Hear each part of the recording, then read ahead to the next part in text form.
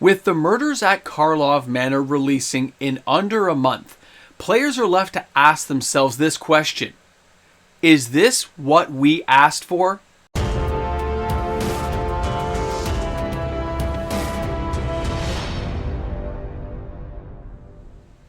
It was Colonel Mustard with the lead pipe in the library. This is exactly what I want out of a Magic set. Welcome back, everyone. MTG Moxman here. Thanks again for hanging out with me on my channel today as we go over the Murders at Karlov Manor. Is this actually the set we've been asking for?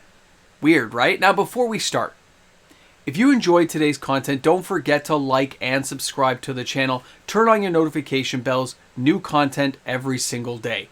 So when we're looking at this set, the first thing I want to focus in on is the price.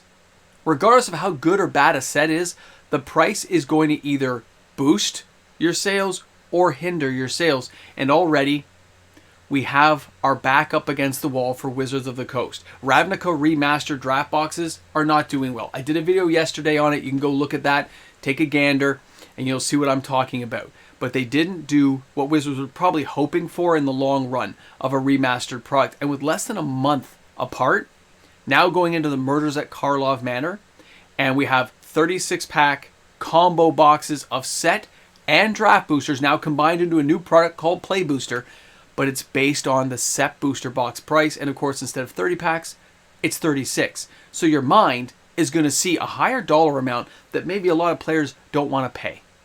That means the singles market is definitely going to do well for these cards, but the prices of singles are likely to go up due to the fact that boxes won't be opened in abundance like they used to be. And just because they get opened on YouTube channels or an individual LGS opens a few hundred boxes and you see lots of stuff being opened, that doesn't mean the overall product stream is getting out everywhere in the same way.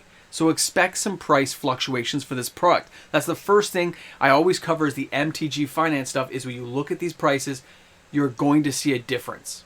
We know that now.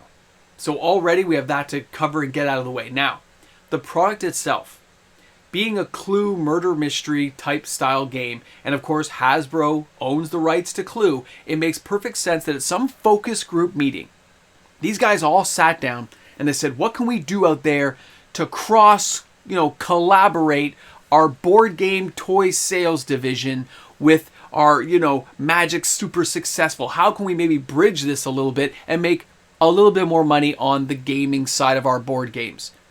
You can picture how the meeting went. They chose Clue. It made kind of sense for them.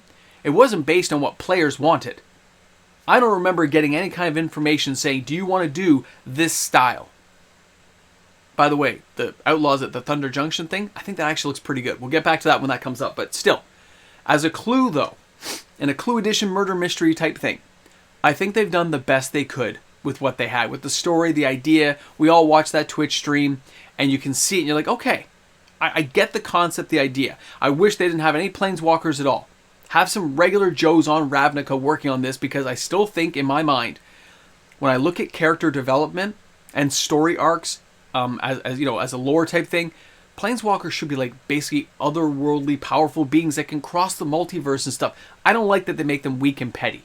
I like the big powerful Ugin the Spirit Dragon, Nicobolas, Leshrac, Sarah the Benevolent, Sarah Angel. Like, I like the idea of them being close to omnipotent beings, right? Really powerful things that have massive impacts on worlds like the Eldrazi did, like the Phyrexians, kinda. They shouldn't have made them so weak. Anyway, I'm off topic. Let's jump back here. So we have this murder mystery. And when you look at the cards versus the story idea, I don't put them in the same vein. A story, the idea of Clue, does not stop me from looking at cards and recognizing potential value, cards I may want to add to my decks for whatever reason, and of course I've picked a selection out that I want to talk about today, and I'll go through them. There may be other cards you guys want to mention in the comment section. I hope you do. You may have seen or done things differently than, the old man boomer Moxman here talking about these cards. But let's take a look here for a second, okay? Let's talk about some of these cards. So the first card I want to show you is the new mana base here, this Undercity Sewers. Now, number one, I do like the artwork, okay? I like the idea of it. It gives me a kind of almost underdark D&D type themes thing, but also like a medieval type style. So I like it. Now, these things come into play tapped, and it says when it enters, you get to surveil. Look at the top card of your library. You may put it into your graveyard. That's actually very interesting, okay? The idea of dredging things and bringing things back from your graveyard kind of explains why they've given us a lot more ways of doing board removal and graveyard removal. Knowing that these cards were coming, into the queue of cards to be added, and the fact that there might be more ways of getting cards back from your graveyard, and this will help you put them in your graveyard. I mean, think of that Phyrexian Portal, being able to surveil that into your graveyard and have a way to bring back something like with Recharge, cost way less mana, and bring this stuff back. It's kind of insane to think that that's going to happen, okay? Now, our next card. Let's take a look here at Trostani, the Three Whispers. This card I find interesting.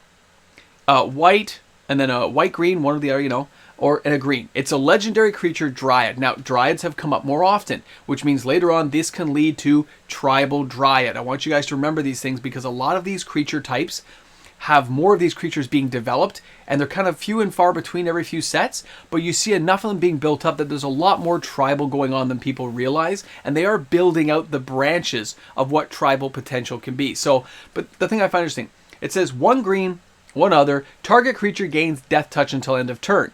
For a green or a white, target creature gains Vigilance until end of turn, or 1 white, 2 other, target creature gains Double Strike.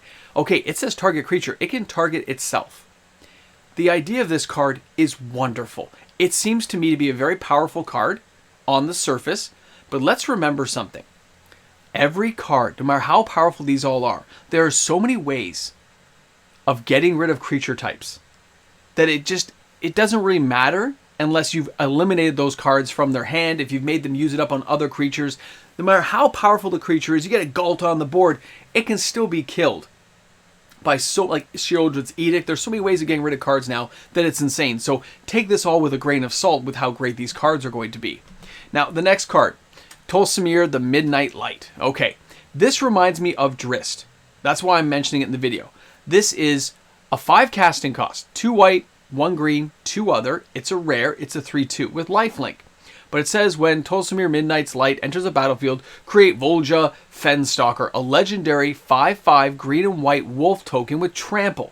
So it has trample, it's a 5/5. And it says whenever a wolf you control attacks, if Tolsimir attacked this combat, target creature an opponent controls blocks that wolf in combat if able. Okay, so it has a mini lure effect to it.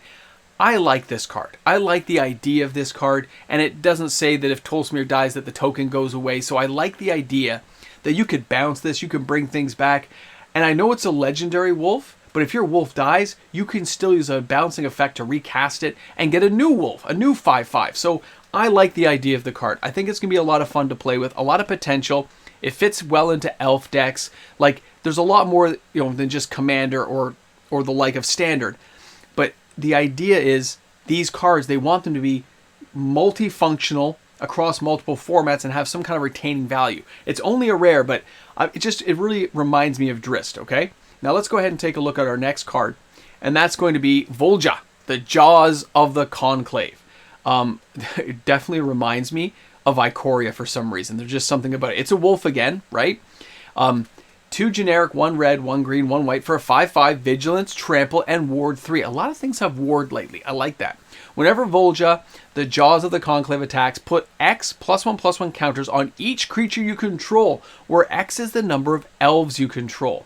Now, elves are not typically red, but there's lots of ways of splashing in red mana, so this card is still going to work pretty good. And then, of course, you also draw a card for each wolf you control. So obviously, an elf-wolf crossover deck of some type might be in the lurking in the dark as a potential.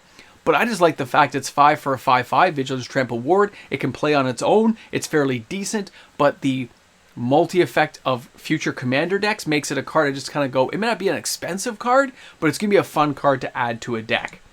Now, our next card is Melik, the Reforged Researcher. I want to take a second on this one. 1 red, 1 blue, 3 generic, a weird detective, legendary creature. Melik Reforged Researcher power and toughness are equal to twice the number of instants and sorcery cards in your graveyard. The first instant or sorcery card you cast each turn costs 3 less to cast. I want you guys to think about that. If you somehow get this guy on the board, you can keep him out there. Forget standard. Think about commander decks.